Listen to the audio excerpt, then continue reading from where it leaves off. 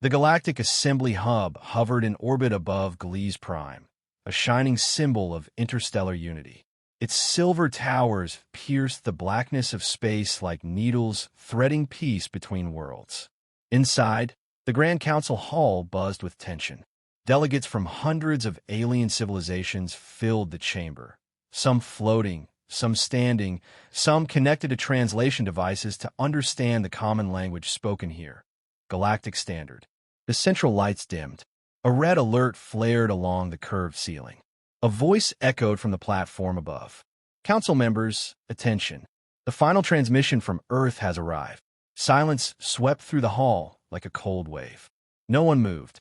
The human liaison officer, Commander William Carter, stood at the edge of the central platform, his back straight, face calm. A tall man with sharp eyes and a steady voice. Carter wore the black and silver uniform of the Council. His presence was a reminder of humanity's strange, growing power and its stubborn refusal to join the galactic fold. The message played. Earth's official response was short, firm, and final. The human nations decline further talks with the Galactic Council. We remain independent. We ask for non-interference in our internal and external affairs. This decision is final. No further contact is required. The words echoed across the hall. Gasps, mutters, and flickering eye lights spread across the rows of alien seats.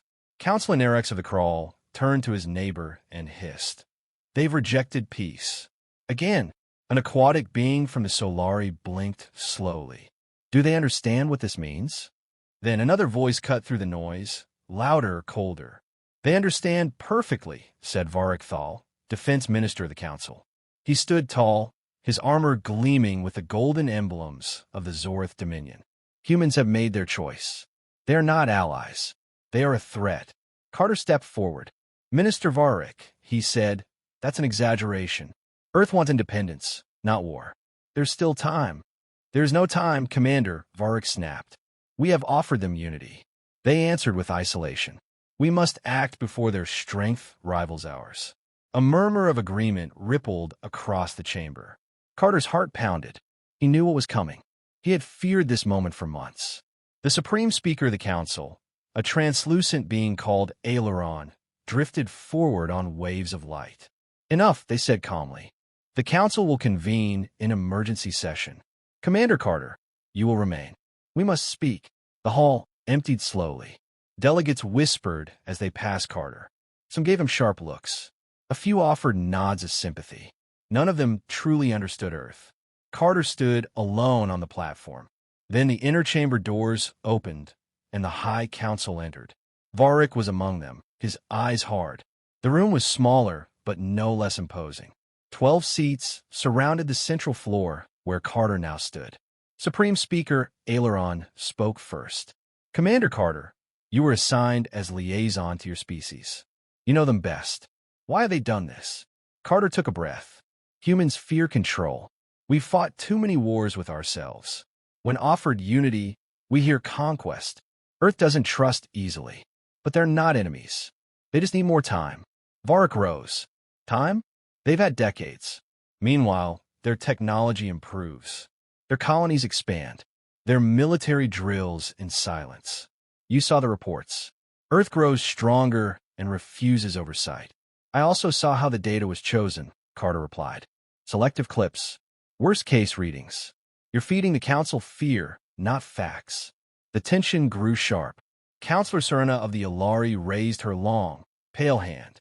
Then what do you suggest, Commander? Let me go to Earth, Carter said. Directly. I'll speak to them face to face. I can break the silence, explain our goals again. No, Varric interrupted. We've wasted enough effort.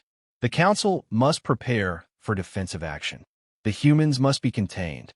Aileron turned to Carter. You have one rotation to change Earth's position. After that, the vote begins. Carter bowed slightly. Understood. Outside the chamber, Carter walked through the long corridors of the assembly hub. The stars beyond the glass walls looked cold tonight. His reflection stared back at him, part diplomat, part soldier, and completely alone. The fate of Earth rested on his next move. Commander William Carter sat alone in his private quarters aboard the assembly hub. The lights were dim, the air silent. The stars outside blinked like distant warnings. He watched the message from Earth again, letting each word cut into him. We remain independent. No further contact is required. It didn't sound like Earth. At least not the Earth he remembered. It was too final, too cold. Something felt wrong. He turned away from the screen and tapped a command into the wall console. A glowing interface slid into view. "Open channel," he said, "Counselor Nira of the Sonari." Moments later, a soft blue light shimmered in the air.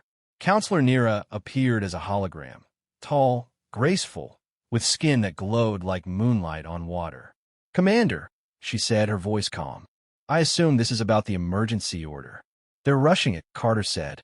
"Varric already has half the council behind him." "He has more than half," she said softly. "Many fear humanity. Your refusal only confirms their worst beliefs." Carter ran a hand through his short hair. It wasn't a refusal. It was fear. Earth doesn't trust aliens, especially not a council made up of powerful species. Varric's pushing them to panic. "Then stop him," Nira said. "You have less than a rotation. I need to speak to Earth directly, not through channels Varric controls." Nira hesitated. "That will not be easy. The Council's communication lines are monitored, and I believe someone is already blocking your outgoing signals." Carter's eyes narrowed. "Sabotage? Possibly. I suggest you find a secure path off the grid." Carter nodded. "Thank you, Nira." Her image vanished. He left his quarters and headed straight to the Council Communications Wing. The corridors buzzed with activity. Aliens of every kind moved with purpose. Whispers followed him. Being the only human here was never easy. Now it was worse. Inside the comms room, Carter met with the chief technician, a small, insect-like being named Drav. "I need access to my transmissions from the last 6 hours," Carter said. Drav blinked. "Standard records show nothing abnormal." "Not the standard records," Carter replied. "The backups. The system logs." Drav hesitated, then pulled up the data. "Strange. Your last 3 messages to Earth were never sent. The system shows they were in queue, but they're not there now." Carter leaned closer. "Can you trace the interruption?" Drav chirped uncertainly. "I can try, but this would require authorization." Carter flashed his badge. "You have it." Minutes passed. Drav's antennae twitched. There. It was rerouted. Someone used a security override to delay the signal, then erase the records. "Someone doesn't want Earth to respond," Carter said. Before Drav could reply, the main monitor in the room lit up with an alert. "Emergency Council Notice. Council Defense Committee to vote on Resolution 14A. Authorization of preemptive action against Earth." Carter's heart dropped. He rushed to the council chambers. The halls were louder now, filled with argument and fear. He found Counselor Serana and pulled her aside. "You said I had 1 rotation," Carter said. "They're voting early." Varric pushed it forward. "He claims new intelligence confirms human aggression." "What new intelligence?" She hesitated. "A military drill near the Europa colonies. Human ships firing plasma rounds." Carter clenched his jaw. "That was a routine test. I filed that report myself months ago." "He's twisting it." "Then prove it," she said quietly. "Before the vote begins." Carter needed help. Real help. He turned again to Nira. They met in a quiet observatory at the edge of the hub. Stars filled the glass ceiling above. "Varric's going to win this vote," Carter said. "He's feeding the council fear. Old footage, twisted data, anything that makes Earth look dangerous." Nira looked at him carefully. "Then we must feed them the truth." Carter nodded. "But I need to get a real message to Earth. One the council can't block." Nira opened a datapad and handed it to him. "There's a hidden comm relay on the mining station orbiting Kepler 186F. It's old, unmonitored. Council tech doesn't route through it anymore." "How do you know about this?" Her lips curved slightly. "I was young once." Carter almost smiled. "You're risking a lot. I believe Earth deserves the truth." "I believe you do too." Carter took the pad and stood. "I'm leaving tonight." Nira gave a solemn nod. "Then go, before they close every door." Back in his quarters, Carter packed quickly. His old personal shuttle, stripped of council tags, was still docked in the lower hangar. He didn't know who on Earth would receive his message. He didn't even know if anyone still wanted peace. But he had to try. Outside, the void of space waited, silent and vast. Time was running out. Commander William Carter's shuttle launched from the assembly hub in silence, its engines barely a whisper in the endless dark. The small craft slipped into the shadows of the stars, running on low-power mode to avoid detection. There was no escort, no approval. Just Carter, alone, breaking protocol to stop a war. He stared at the stars ahead. Somewhere out there, Earth spun in silence, unaware how close it was to becoming the target of a united galactic military strike. His destination was a derelict mining station orbiting Kepler 186f. It was once a bustling trade relay, now forgotten, its communications tower still functional but disconnected from modern council grids. It was his best chance to reach Earth without interference. As the shuttle glided through hyperspace, Carter reviewed the data again. Earth's rejection message, the Council's reactions, Varick's growing influence. Something wasn't right. Earth's leaders were difficult, yes. But cutting all contact? That didn't sound like them. He checked his personal logs, 3 separate messages he had sent before the Council meeting. None had received a reply. Now he knew why. Someone had blocked them. But why? The shuttle dropped out of hyperspace and approached the dark silhouette of the mining station. It drifted above the red and black surface of Kepler 186f, lifeless but still intact. Carter docked carefully, using manual controls. The hatch hissed open, and stale air greeted him. Inside, the station was cold and dark, but power still ran to the main console. Carter moved quickly through the halls, flashlight in hand, until he reached the old communications room. Dust floated in the air. Panels blinked faintly. He connected his datapad and began the transmission. Attention, Earth Command. This is Commander William Carter. This message is not through official council channels. I repeat, this line is secure and independent. I need immediate contact. I have urgent diplomatic information. Earth is in danger. Respond as soon as possible. He sent the message, then another, to backup receivers on Mars and Luna Base. Then he waited. Hours passed. Nothing. Carter leaned back in the chair, tired but focused.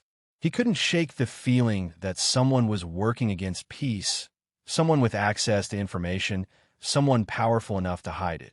He opened his personal files and compared the raw data reports with the ones Varick had presented to the Council. The differences were small, but they were there.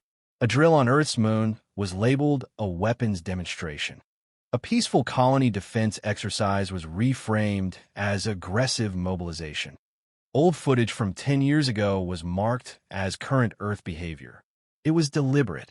Carter stared at the Council's seal stamped on the falsified reports. This wasn't a mistake. It was a plan. A blinking light pulled his attention back to the console. Incoming message. He opened the channel. A face appeared, familiar, older than when he last saw her. William, the woman asked. It's Dr. Alina Rhodes. How did you get this frequency?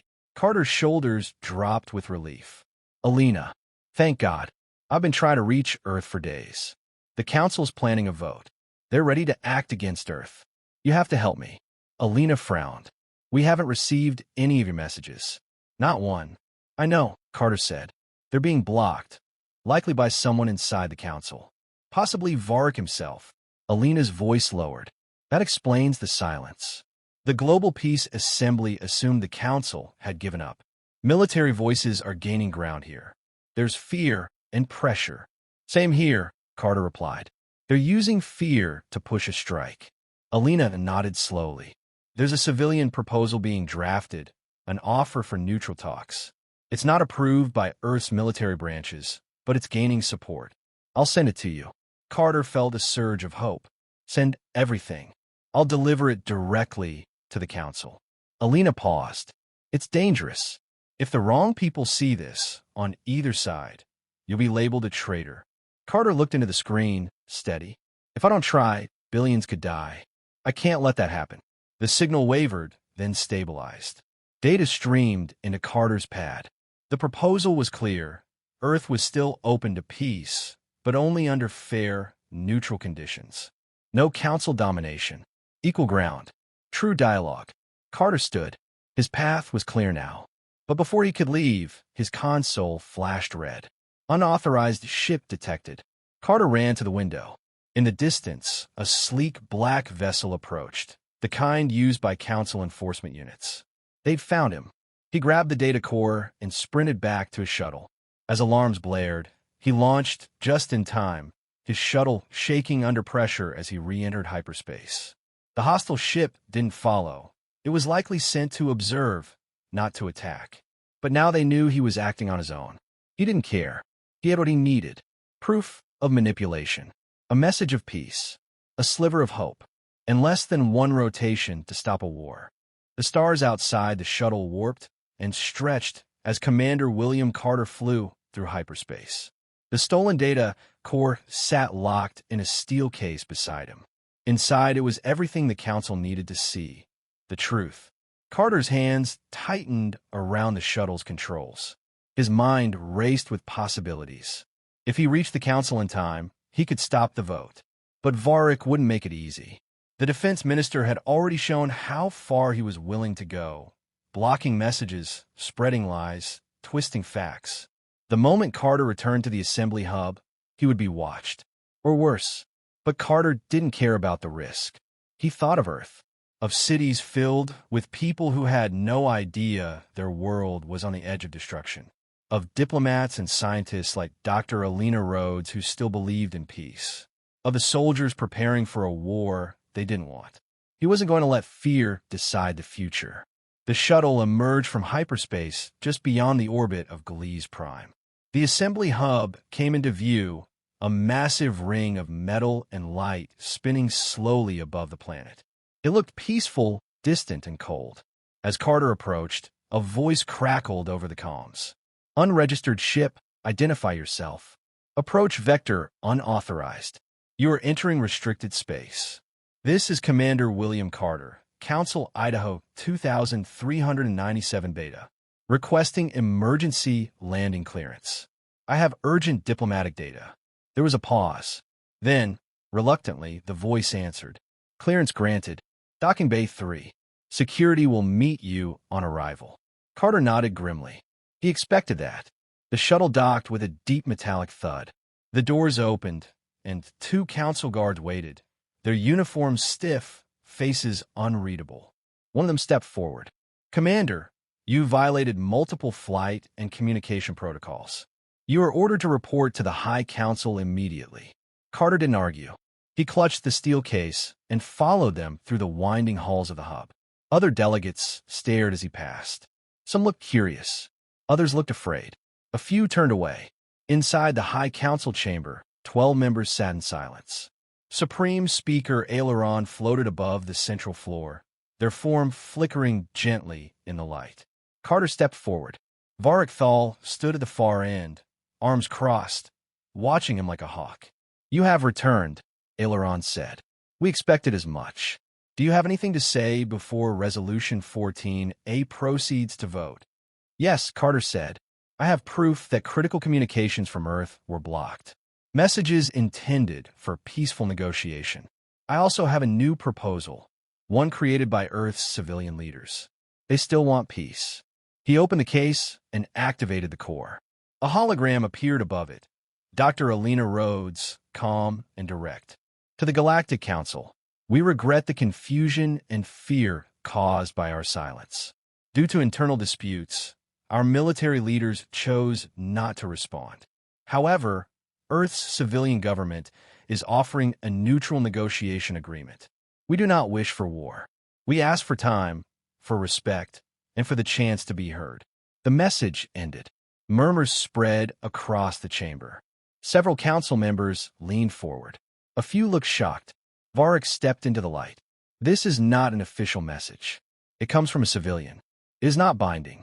Earth's military still refuses contact. Carter faced him. Because they didn't receive our original messages. Someone made sure of that.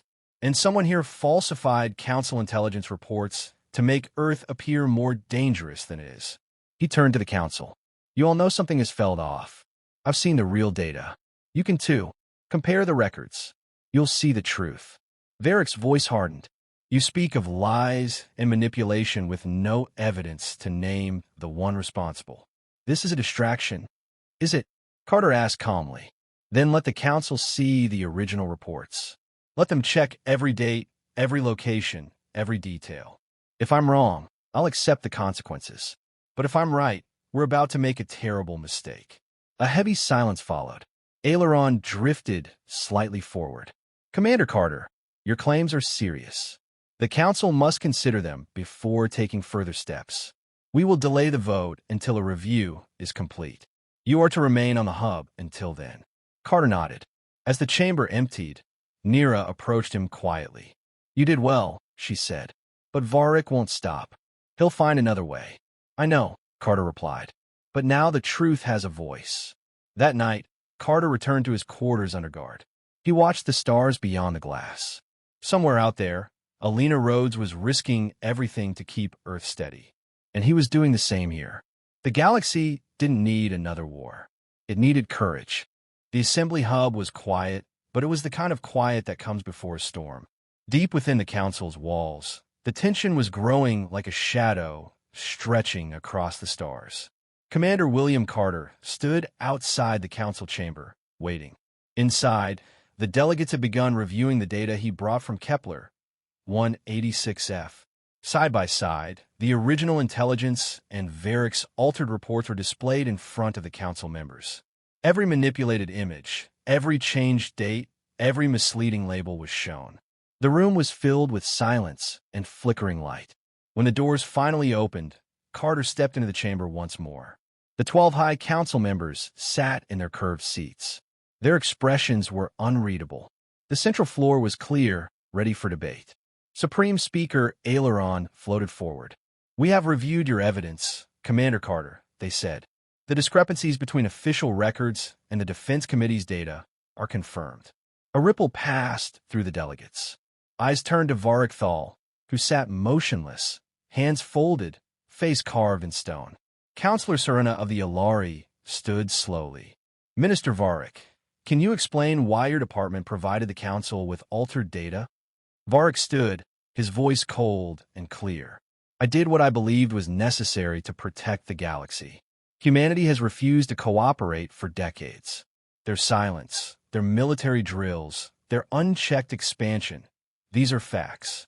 I simply ensured the council saw the urgency clearly. You ensured we saw what you wanted us to see, Serana said. Varric did not flinch. Fear is a tool. It sharpens judgment. It reveals intent. Carter stepped forward. It also starts wars. The chamber quieted again. Counselor Narex of the Crawl rose next.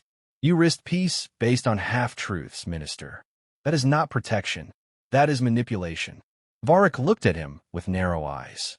And what would you do, Counselor? Wait until Earth builds weapons we cannot match? Until they form their own alliances and turn them against us? Carter responded before anyone else could. That's not what they want. I spoke with them directly. The message from Dr. Alina Rhodes proves there's another path. Earth civilians are asking for peaceful talks. They want fairness, equality, not war. Varric turned to Carter, voice rising. You trust a scientist over generals? A rogue message over a planet's silence. I trust hope over fear, Carter said. Because if we let fear drive us, we'll destroy everything we claim to protect. Aileron floated higher. The Council must decide.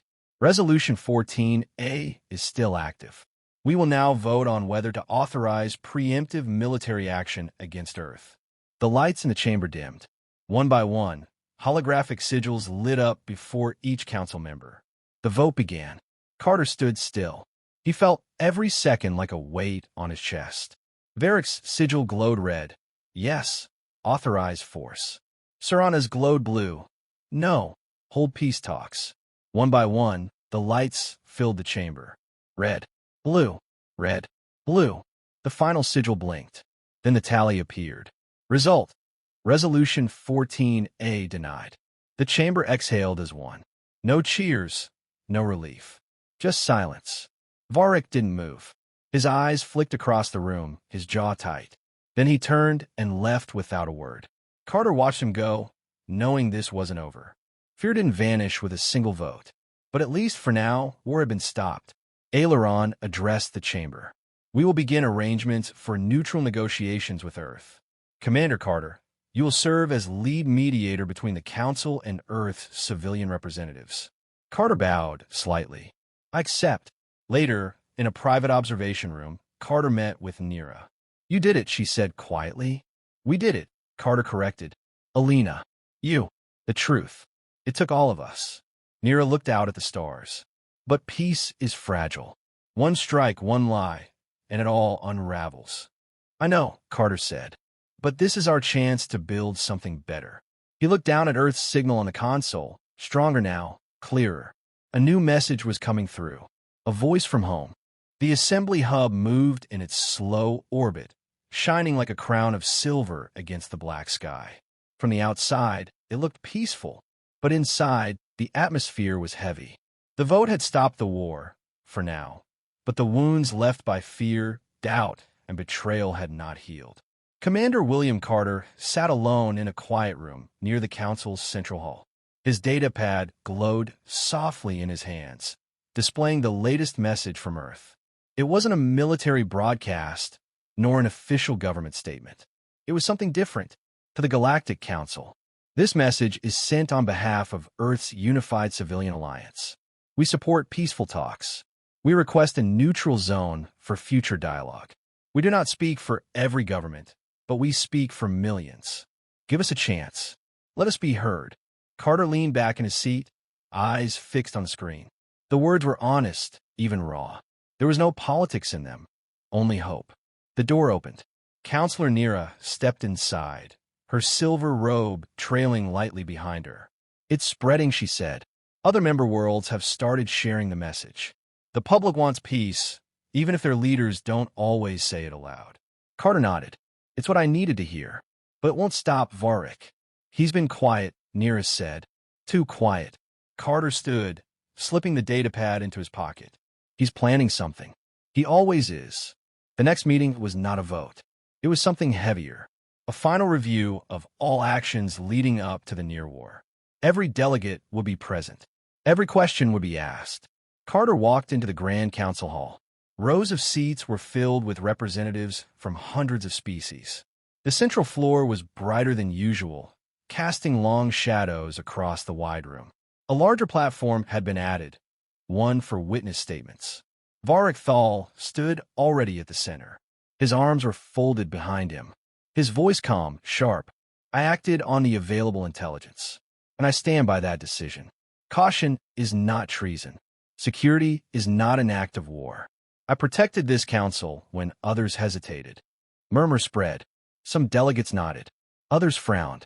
Carter stepped forward when called. I do not deny that humanity has caused concern, he said clearly. But Earth was never given a fair chance. Their messages were blocked, their images twisted, their intentions misunderstood. And still, they ask for peace. He paused. This isn't just about Earth. It's about every civilization that wants to stand on its own, but still be part of something greater. If we punish independence, we destroy unity. If we rule through fear, we invite rebellion. Counselor Saruna spoke next. Commander Carter, do you believe Earth will follow through with negotiations? I believe they want to, Carter replied. And now they have a voice through the Unified Civilian Alliance. We must meet them on equal ground. Aileron, floating above the floor, raised their hand. Then we will vote once more, not for war, not for judgment, but for action. Do we, the Galactic Council, accept the proposal from Earth civilians and enter into neutral negotiations with no conditions? A moment of silence fell over the room. This vote was different. It wasn't about fear. It was about trust. One by one, sigils began to glow. Blue, blue, blue. All around the chamber, the lights shimmered in harmony. Approved. The hall remained silent for a few seconds, then slowly filled with soft applause, gentle and uncertain, but real. Carter let out a slow breath. His chest felt lighter than it had in weeks. Nira stepped beside him, her voice quiet. You gave them a reason to hope. No, Carter said. They already had it. I just helped them believe in it again. Later, Carter stood alone at the edge of the observatory deck. The stars stretched endlessly ahead. Ships passed in the distance. Somewhere among them, Earth's envoy was being prepared. The neutral zone for the talks had been chosen, a quiet moon between Council and human space. A small, lifeless rock that would soon hold the future of two worlds. Behind him, the door opened again. A messenger entered and handed him a sealed message. From Earth. He opened it. A single line. We will come. Not as enemies. Not as allies. As equals. Carter smiled faintly. It had begun. The small moon chosen for the peace talks had no name. It was gray, empty, and silent. A perfect neutral ground. It orbited a quiet gas giant in the border zone between Council space and Earth colonies. For years, no ship had landed there. Now two did. From one side, a Council vessel descended, smooth and bright, bearing the seal of unity and stars. From the other, a human diplomatic ship followed, older in design, with Earth's emblems burned into its hull.